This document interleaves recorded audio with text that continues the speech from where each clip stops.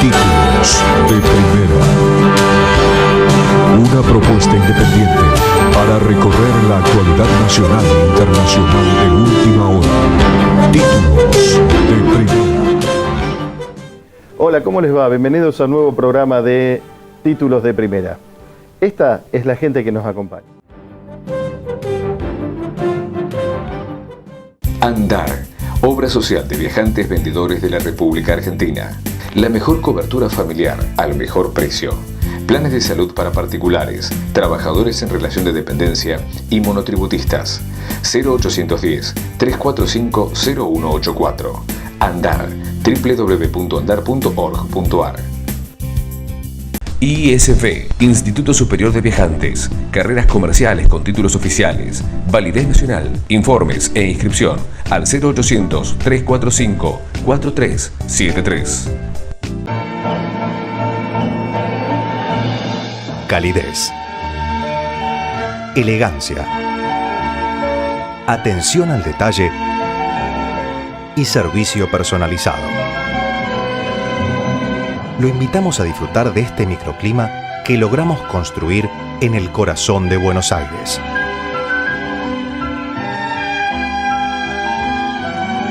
Hotel Supara. Los esperamos.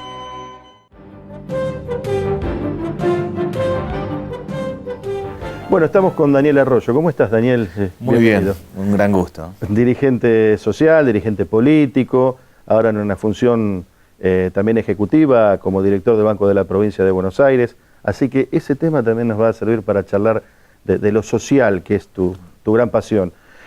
Bueno, recordanos lo que siempre charlamos, ¿no? Cómo no ha pasado mucho tiempo, pero cómo está la situación social hoy en la Argentina, ¿no? Como para recordársela a los televidentes, a los oyentes. Yo diría que está claro que empeoró la situación social. Si uno se concentra en los últimos 6 meses, por poner un periodo que abarca los últimos 2 gobiernos, lo que está claro es que acá pasaron 3 cosas. Aumento de alimentos, es evidente que la inflación se desató y sobre todo en los alimentos. Parate de la construcción, parate de changa, la gente le entra menos plata por changa. En la Argentina eso es muy importante. Y en tercer lugar ha habido pérdida de empleo público y privado, más de 100.000 empleos que se han perdido en el sector público y en el sector privado. Todo eso configura una situación social complicada. Es objetivo que la cosa se está complicando. El gobierno ha planteado algunas medidas como quitar el IVA a la canasta básica de alimentos o extender las asignaciones familiares, pero me parece que el impacto de la pérdida de empleo y la inflación supera cualquier otra política que se esté encarando hoy. Claro. Decime, Daniel, te llevo a un terreno que, bueno, está emparentado con lo que abordamos habitualmente contigo. Estas enfermedades que aparecen ahora, el dengue, el Zika, que uno las suele asociar a la pobreza, ¿no? Y al subdesarrollo, más allá de que en muchos lugares cruza transversalmente a las sociedades. Un mosquito, bueno, es un mosquito acá y en el primer mundo, pero de todas maneras parece que el mosquito del dengue tuviera más posibilidades de reproducirse en estas áreas, ¿no? Dicho un poco con ironía, pero es así, ¿no? Sí, yo creo que el dengue y el Zika en principio son transversales a cualquier sector social. Eso seguro. Pero cuando se trabaja bien, cuando se evita resolver el tema del agua, el tema del repelente, se empieza a resolver. Yo creo que lo que está faltando en la Argentina es una política de salud y alguien que coordine y diga, vamos a encarar estas acciones, cuidado con esto, encarémoslo por acá. Estamos actuando casi como un país subdesarrollado en ese plano, no porque tengamos problemas de enfermedades que sean en varios lugares, sino porque no hay una conducción del sector de salud, me parece hoy. No, las campañas las tenés que hacer, obviamente, no son estériles las campañas, pero cuando uno escucha tantos consejos, como decíamos recién, que parecen del primer mundo, ¿no es cierto? Usa el repelente, cuide, descacharrice o descacharre su casa, las macetas, bueno, todo lo que venimos escuchando estos días, pero suena como que está dirigido a una porción de la sociedad o que una porción de la sociedad es la que lo puede ejecutar a eso. Yo decía el otro día con un ejemplo vulgar, digo, ¿qué queda para la gente que está en la cuenca del Riachuelo o del Matanza? Totalmente, totalmente. En realidad los sectores pobres son los que más sufren estas enfermedades, tienen más dificultades y está claro que la política comunicacional no está llegando ahí. A mí me parece que hay que hacer un cambio fuerte en la estructura del Estado. Hay que entrar a las casas. Si la Argentina no arma una red de 20.000 tutores, con el cura, el pastor, la maestra, el técnico del club de barrio, que entran a las casas para ayudar a los jóvenes, para ayudar a descacharrizar, para vincular con la escuela y con el trabajo, la cosa no va funcionando. El Estado me parece que está en una frecuencia distinta a la vida cotidiana. Plantea algunas acciones, mejores o peores, pero no pasa en la vida cotidiana de los sectores pobres. Por eso creo que armar una red de tutores y empezar a trabajar directamente. Claro, más allá de que obviamente no se le puede exigir a un gobierno a 3 meses que se están cumpliendo estos días de gestión, además un gobierno que por lo menos en el discurso ha planteado que quiere establecer diferencias con respecto a toda la década o los 12 años anteriores. Pero digo, uno puede ir percibiendo. ¿Vos percibís que ese cambio se puede producir de manera tan rotunda como se pregona o que hay un discurso que queda ahí a mitad de camino? Yo pienso que está quedando a mitad de camino por lo siguiente. Me parece que el gobierno tenía claro qué quería hacer en lo económico. Salió del cepo cambiario, quiere salir del default, quitó las retenciones, tiene otro tipo de relaciones con el mundo, aumentó las tarifas. Tiene claro qué hacer con el sector, con lo económico. No tiene claro qué hacer con lo social. No tiene claro cómo bajar la inflación ni cómo cuidar el empleo. Yo diría, sabe qué hacer con el mercado, no sabe qué hacer con el Estado. En la Argentina, sin Estado, no hay cadenas de construcción, de textil, de metal mecánico, de frigorífico, no hay creación de empleo. Y sin control del Estado no se baja la inflación. Tengo la impresión de que entró con una idea del gobierno, casi a veces me parece que es como un gobierno que gobierna con un solo ojo. Mira una parte, pero no mira la otra. Supongamos que las paritarias salen bárbaras y que consiguen los trabajadores el 35% de aumento, algo significativo. Igual 1 de cada 3, 1/3 de los trabajadores informales va a estar afuera de todo. Eso yo creo que el gobierno no lo está viendo.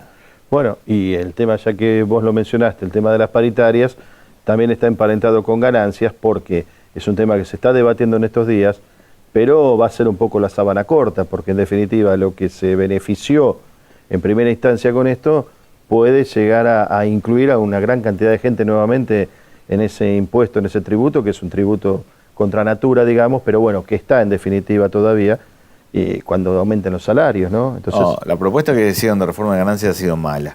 Sin las paritarias había 180.000 personas que dejaban de pagar ganancias y 220.000 que empezaban a pagar. Claro. Con las paritarias, como va a subir el ingreso, se va a ver mucha gente que va a estar arriba de los 30.000, eso nosotros calculamos que se va a llegar a 800.000 o a 1 millón de personas.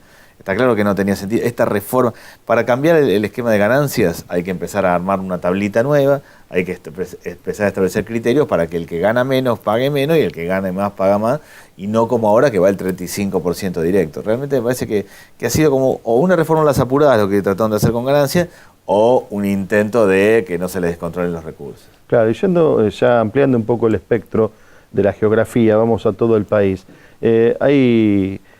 Hay un gesto importante de la oposición de bancar a este gobierno y de apoyarlo, ¿no? O por lo menos no poner palos en la rueda.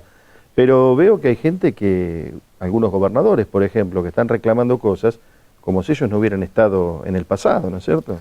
Sí, acá hay que acompañar. Nosotros en el Frente Renovador somos la oposición responsable, que apuntamos a... No se puede devolver el 15% todo junto de una, porque se queda desfinanciado el Estado Nacional. Claro. Hay que hacerlo en 5 años, pero hay que transferir los recursos a las provincias. O cuando planteamos propuestas distintas en el tema de ganancias o en otro tipo de políticas, estamos nosotros apuntando a acompañar al gobierno, a que le vaya bien, pero a plantear dónde están los problemas. En materia social hay un problema importante. Objetivamente está equivocando el camino del gobierno. El gobierno tiene la idea de que hay que ajustar, que va a crecer la economía, que van a venir inversiones y que eso va a derramar sobre la sociedad. Eso no sucede así en Argentina, pero no sucede porque en el mejor de los casos, si efectivamente consiguen inversiones, van a ser para soja, minería, actividad primaria, las que no crean empleo. Si el Estado no se mete a armar cadenas productivas, no va a haber empleo en Argentina. A mí me parece que esa idea del derrame, que es con la que se maneja el gobierno, es una idea equivocada. ¿Se puede reestructurar o por lo menos replantear para que no funcione con un criterio clientelar, ¿no? Como vino funcionando hasta ahora, pero todo este esquema que se armó de cooperativas, de microemprendimientos, etcétera, ¿puede sostenerse eso, pero replanteado, obviamente, insisto, para que no sea clientelismo? El primer replanteo que hay que hacer es que una persona que tiene un plan social, sea del cual sea, no va a tomar un trabajo si le ofrecen un trabajo porque entiende que el plan social es seguro y lo otro no se va a mover, excepto que tenga un beneficio. Lo primero que hay que hacer es armar un puente. Que el que tiene un plan social y consigue un trabajo, tenga un trabajo, cobre y durante 2 años se mantenga en el plan social para hacer un puente, claro, un pasaje, un empalme entre planes sociales y trabajo. Lo segundo es que hay que tener información, porque hay muchas cooperativas que trabajan y muchas que son sello de goma. Yo voy y digo, estas 30 personas trabajan para mí, le doy el alta, la baja, hay que hacer un control. Pero sobre todo hay que armar un empalme entre planes sociales y trabajo. Y el otro tema es que hay que meterse con el tema del crédito, porque está todo el mundo sobreendeudado, tomando crédito en el barrio a tasas altísimas, con el que vende droga o con cualquier sistema de usurarios del barrio. Si no hagamos un sistema de crédito de parte del Estado para máquinas y herramientas, para el gasista, para el plomero, para el que trabaja en cada barrio, de verdad la cosa se va complicando. Estamos ante una situación social compleja que me parece que no la está viendo bien el gobierno, que no está teniendo un buen diagnóstico. Tratamos de ayudarlo con el diagnóstico y proponer otras políticas. Claro, lo que pasa es que vos me das la clave o el pie, por lo menos, para pensar, a ver, pensemos junto esto. Cuando uno dice situación grave, entonces uno empieza a pensar en estallidos sociales en este país, en cacerolas, en un montón de manifestaciones que ya hemos vivido y que algunos con resultados muy cruentos, muy tristes.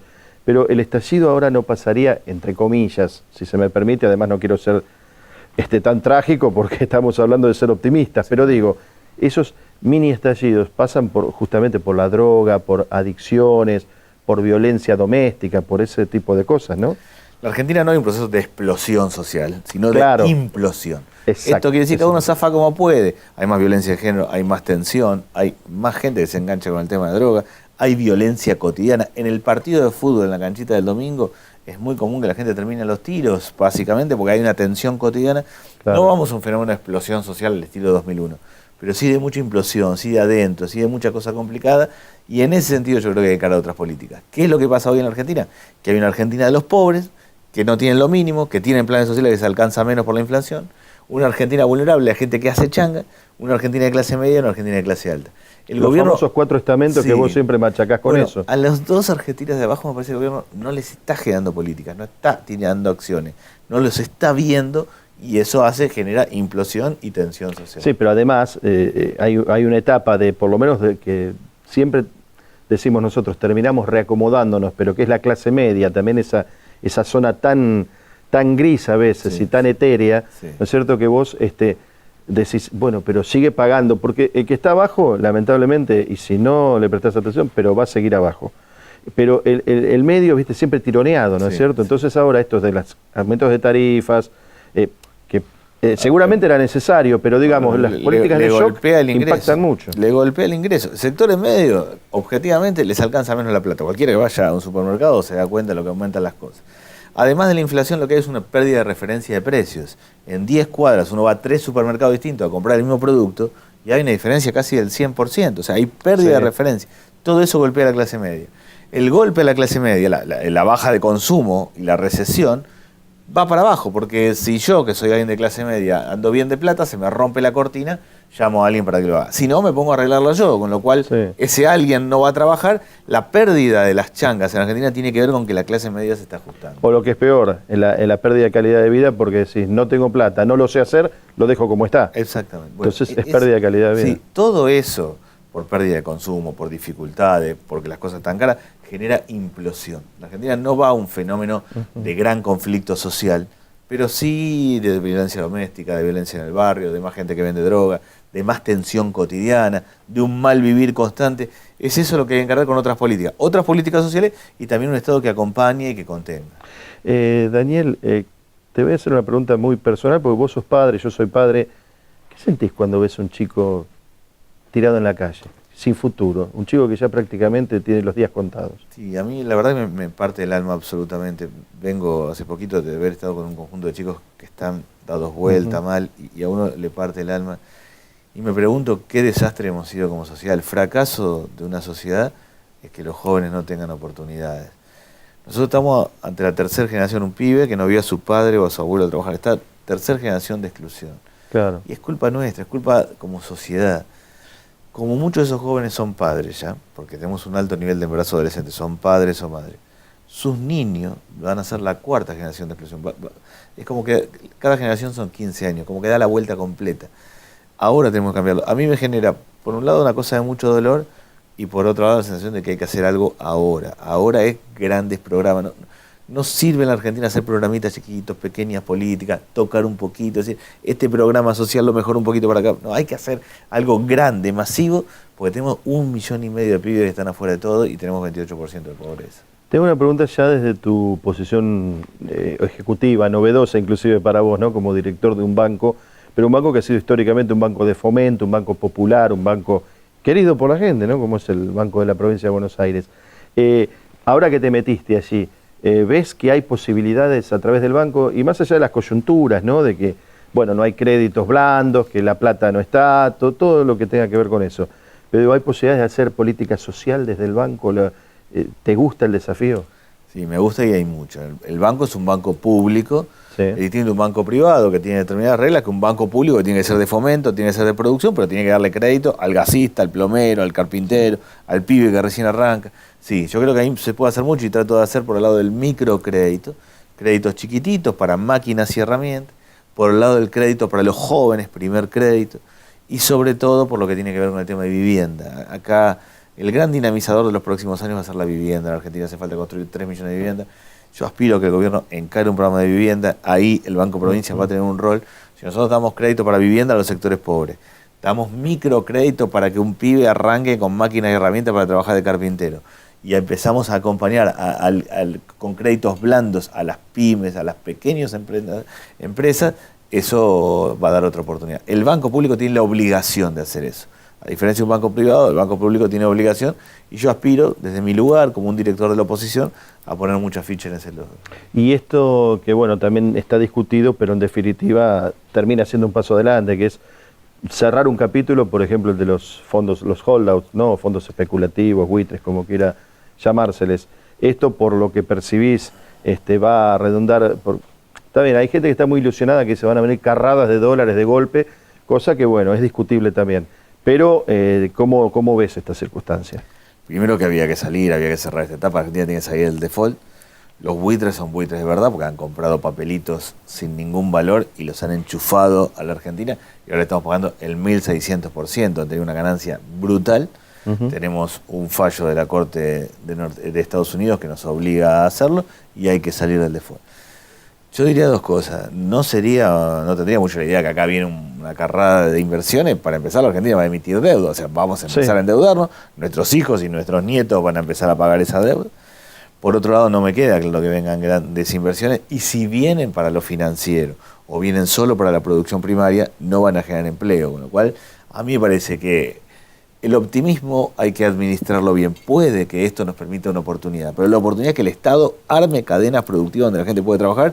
Si no, la vamos a pasar de largo, y lo peor sería mucha inversión especulativa que venga y se lleve plata. Sí, por eso yo coincido en que es una llave que te abre otras puertas. Sí, bien hecho. Pero no es esta la puerta por la que van a entrar directamente. No, digo, cualquiera recordará de la Rúa festejando el blindaje que había conseguido recursos para una economía que estaba muy mal. La Argentina históricamente se tropezó con la piedra de endeudamiento. Nos endeudamos, nos complicamos y fuimos trabándonos. Bueno, ahora empezamos un nuevo ciclo de endeudamiento. Espero que lo hagamos bien. Nosotros, el Frente Renovador, planteamos que solo te puedes endeudar el Estado para obras de infraestructura y para producción, no para gasto corriente, no para pagar lo cotidiano. Aspiramos a que esta vez se haga bien, pero quien crea que esto es la puerta al paraíso se equivoca. Ya que hablas del Frente Renovador, ¿no es cierto? Yo decía al principio que veía que la oposición por lo menos no estaba poniendo piedras en el camino. ¿Cuál es, si me podés sintetizar, el plan del Frente Renovador o la actitud, ¿no? Porque hemos estado viendo actitudes, acciones, movimientos, pero digo, por ahí aislados, por ahí decís, mira, apoyan esto y ponen un palito acá, o se oponen a esto, ¿en qué quedamos, no? ¿Cómo es Nosotros somos la mecánica? La oposición responsable. La oposición responsable quiere decir que cuando el presidente va a Davos hay que acompañarlo porque hay que traer inversiones, que hay que salir del default y tenemos que salir del default. Pero que el gobierno no está haciendo nada en términos de inflación y somos críticos en esto, no ha encarado ninguna política para el tema del empleo y ha encarado una reforma de ganancias muy mala. Es decir, no tenemos ningún acuerdo, no somos ni la oposición que va a prender la mecha para tratar de incendiar todo, no es esa nuestra política, ni tampoco estamos cogobernando. Queremos estar en el medio, y la verdad que lo está haciendo muy bien Sergio Massa, porque objetivamente está acompañando lo que son cambios estructurales y criticando mucho lo que está complicado, y lo social está complicado. Es una oposición novedosa en Argentina, yo la llamaría oposición del siglo XXI. Vos me podrías decir, esto no es un tribunal, ni mucho menos, ¿no? Estamos dialogando, intercambiando ideas, pensando juntos, pero vos me podrías decir que para ustedes queda en el pasado esas teorías conspirativas, corporativas, o sea, concretamente, del PJ, el PJ histórico, digo, bueno, para ustedes eso hay que superarlo. Sí, claramente. La idea es que acá no se puede gobernar sin el PJ o que el PJ afuera es un conflicto o pérdida de gobernabilidad, son ideas, son mitos que se fueron construyendo pero que no son hoy la realidad. ¿Qué es el justicialismo hoy? Hay que pensarlo mucho. Yo creo que tiene 2 años de mucho debate y de mucha discusión. Nosotros en Frente Renovador no vamos a ir a la interna del PJ. Muchos venimos del justicialismo, como en mi caso, como el de propio Sergio Massa, sí, pero no vamos a competir ahí. Sí aspiramos a que en el 2017 haya un candidato al gobierno, estemos nosotros con Sergio Massa como candidato a senador nacional y una parte del justicialismo nos acompañe, y que seguramente habrá un candidato del kirchnerismo. Pero nosotros creemos en la ancha avenida en el medio. Ni todo el Estado, como fue el gobierno último, que fue muy malo, ni todo el mercado, como está haciendo este gobierno, que tiene políticas económicas, pero no mira por el lado de la pobreza. ¿A vos te parece, perdón que mi sonrisa, ¿no? Porque recuerdo algunas situaciones que se fueron dando o algunas cuestiones que tenían que ver con el famoso relato, y claro, uno no puede menos que sonreír. Que está bien, lo planteás como una forma de definirlo, pero ¿a vos te parece que el gobierno anterior fue todo al Estado o que fue una máscara, digamos, para otras cosas, ¿no? En algunos aspectos. No, yo creo que el gobierno anterior tenía un desenganche entre hechos y dichos. El dicho, el relato, fue un relato de centro-izquierda, si uno lo quiere encarar. Si lo ve en términos de resultado, termina con 28% de pobreza, termina pagando un montón al Club de París en un montón de lugares, termina concentrando la económica, la política económica. Cuando se escriban los libros de historia y queden los datos duros, no se va a ver como un gobierno de izquierda, sino un gobierno que transfirió y concentró recursos. En el relato construyó ese mecanismo. Lo que hizo es meter mucha gente en el Estado, intervenir directamente del Estado, no promover las inversiones. Nosotros creemos que hay que encontrar un punto de equilibrio, pero que el actual gobierno de Macri no es un punto de equilibrio porque cree en el derrame, cree que las inversiones van a derramar y van a mejorar la situación social, y nosotros decimos, eso no va a pasar si el Estado no hace política específica. A ver, es un gobierno, porque acá estábamos hablando de los políticos, de los gobiernos, digamos, los políticos incluimos a los sindicalistas, sí, claro, también, pero nos falta una pata de este trípode, que son los empresarios. Sí. ¿Este es un gobierno, te parece, proempresarial o con una inclinación más al empresariado? Sí y no, o sea, es un gobierno proempresarial claramente, ha puesto muchos CEOs de empresas para gobernar. Sí, pero eso tiene también que ver con la falta también de ejecutivos o de políticos que hagan cuestiones ejecutivas. Eso se viene diciendo al principio y está claro, le falta gente para la gestión. Le falta gente y asume que el que supo hacer algo en el sector privado lo puede hacer en el sector público, entonces llegó eso. Al margen de eso, es un gobierno que no ha operado en el control del sector empresario. La idea de que la inflación se baja solo con medidas macroeconómicas, con la emisión de pesos, o que va a poner en Internet precio de referencia, no es una forma de bajar la inflación. El Estado tiene que controlar, tiene que marcar precios, tiene que establecer sistemas de control sobre el sector empresario. Me parece que es un gobierno que confió en que el mercado y el sector privado solo se autorregulaba, y es una confianza errónea porque no sucede eso en la Argentina. Es también algo que yo advierto, y bueno, lo he advertido incluso en otros ámbitos, otros medios donde trabajo también, en este sentido, que por ejemplo, se vio mucho la prueba y error, ¿no es cierto?, en estos últimos tiempos, o desde el principio. Pero la prueba y el error, me parece, no sé si coincidís, el banco de pruebas no es, el mejor no es el Estado. No, claro. Porque en sus empresas, cuando tienen un error o hay una falla de producción, enseguida paran la producción, retiran el producto y arreglarlo, ¿viste? El tema, o cambiarlo. Sí, pero acá jugás con vidas humanas. Jugás con vidas humanas y en realidad en la prueba de error aumentás la pobreza y generás exclusión. La idea original del gobierno era que llegaba el gobierno y entraban 20.000 millones de dólares de inversiones. No sucedió. Ahora alguien dice, bueno, en el segundo semestre o en el 2017, está claro que ha habido un error de cálculo ahí. O la idea de que los precios iban a bajar, iban a volver al 30 de noviembre, es lo que planteaba el gobierno cuando arrancó. Eso es prueba de error, pero yo creo que para gobernar hay que saber leer la historia. Y lo que no tiene que hacer un gobernante es tropezar con la piedra que se tropezó en otras oportunidades. Me parece que algo de eso está pasando con el gobierno, que confía mucho en el mercado y en la autorregulación del sector privado, y eso no sucede. Pero no por ideología, por neoliberalismo, no sucede por un tema práctico. En Argentina, lo que genera volumen económico no genera trabajo. Cualquiera que invierta en soja, minería, actividad primaria, puede que el Producto Bruto Interno crezca en Argentina. A alguien le van a dar un premio, pero no va a haber más trabajo para los pibes, ni para el 28% de pobreza, si no se generan otras cadenas productivas. Me da la impresión de que arrancó con un diagnóstico equivocado del gobierno respecto a lo que daba el sector privado y lo que da el mercado. Y además una misión que no sé si la puede dar, la tendría que dar el Estado, pero no sé si hoy con tantos problemas que hay, está en condiciones de darla sola, esa pelea, donde ahí entran a trabajar ustedes, los dirigentes sociales, que es recrear la cultura del trabajo. Pero sí. Porque dijiste los pibes, pero los pibes muchos no saben lo que es el trabajo. Tal cual. Recrear la cultura del trabajo es ir todo el día a trabajar 8 horas, es poder sostener el ritmo. La cultura del trabajo la crea la escuela para arrancar, que es cuando un chico se levanta a la mañana y va a la escuela y todos los días va a la escuela a la misma hora, va armando un sistema, un método que le sirve para trabajar, para tener pareja. Cuando no lo tiene, le cuesta mucho todo, entre otras cosas, trabajar.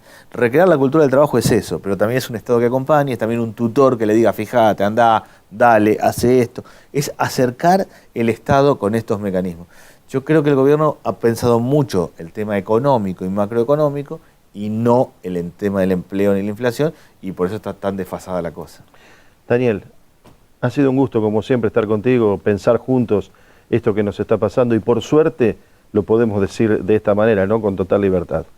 Muchas gracias, y acá hay mucho para pensar, para discutir, y es ahora que hay que cambiar para cambiar en serio a Argentina. Bueno, te esperamos en otra oportunidad, ¿eh? Gracias. Muchísimas gracias. Ha sido Daniel Arroyo.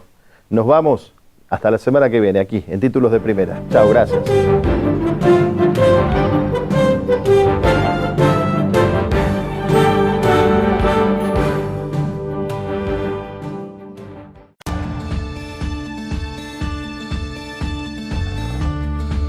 Vos preparás más de 700 platos por noche, pero elaborás cada uno como si fuera el único.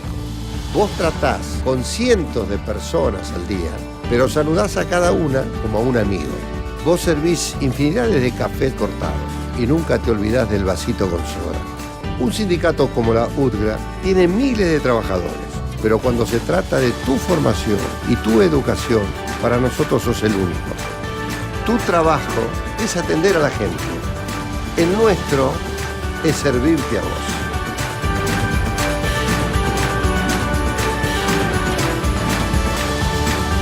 Educación gratis y a tu alcance. UTGRA, unidos por el bien común.